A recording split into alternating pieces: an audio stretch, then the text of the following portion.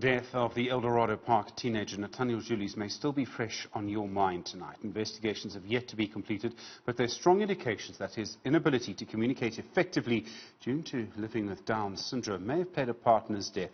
Studies have also found that women with disabilities are 10 times more likely to be survivors of abuse. But how can people with severe communication disabilities be given a fair chance at justice? Professor Juan Bornman of the Center for Augmentative and Alternative Communication at Pretoria University joins us now for more on this. Professor, good evening to you. Thank you so much for your time tonight. How difficult can it be for someone living with one of these conditions to actually tell their story? If they've been attacked, abused, it must be very difficult to tell their story.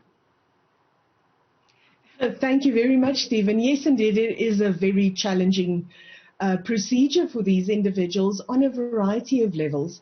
The first one is obviously that they very often lack the vocabulary to be able to tell their stories. And then in order to tell a story, you don't only need the vocabulary, but you need to be able to string it together and make a coherent sentence of what is happening.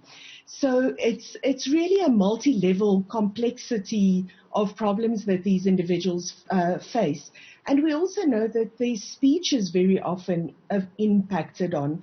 So it's not only having the words, having the vocabulary, being able to make the sentences, so the language part, but also the understanding part and having the speech that you actually need. And the perpetrators really understand this, and they pick up on this vulnerability of these individuals.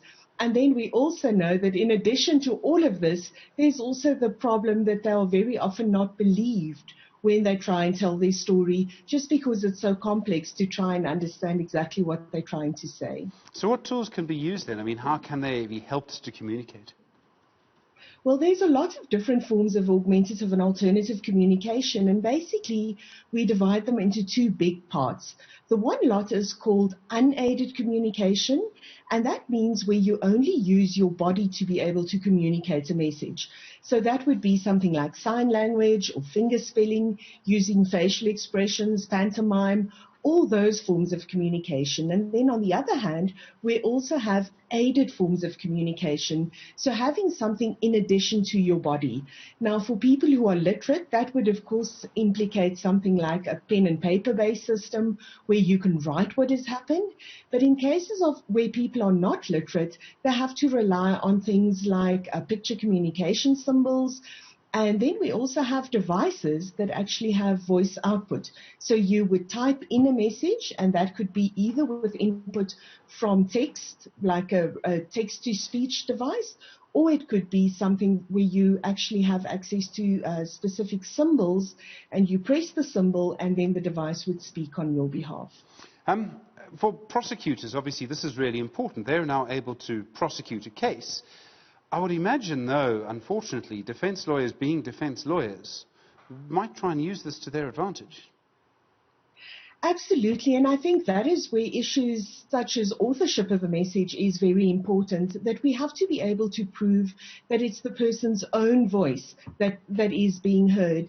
And that is why it's so important that we have lots of training for both prosecutors, for magistrates, judges, and also the lawyers, the defense lawyers, to be able to know how to question these individuals. But I think that there are specific strategies that one can use where we can make sure that there's authenticity in terms of the authorship of a specific message. For someone who's been attacked, abused, taken advantage of, whichever is the right phrase, depending on the case, in a situation like this, it can be very traumatic to tell their story, very difficult to tell it in a court for young children who try and do it in a specific way. It must be incredibly traumatic to have to use another mechanism, another augmentation that you're talking about here. Does that make it actually worse for the person? Well, I think in a certain sense, actually, it makes it easier for a person because all of a sudden you have a way of being able to communicate, have a way of being able to tell your story. So we have to make sure that the person has access to the appropriate vocabulary that would enable them to tell what happened, how it happened, where it happened, when it happened. And then to also have certain ways in which we can assist. For example, knowing when something happened is a very important part of a court case. And for young children, that is something sometimes very difficult. It's difficult for us to remember something exactly when something happened. So trying to really focus on major events so that the child can say, did it happen before their birthday or after their birthday, before Christmas or after Christmas?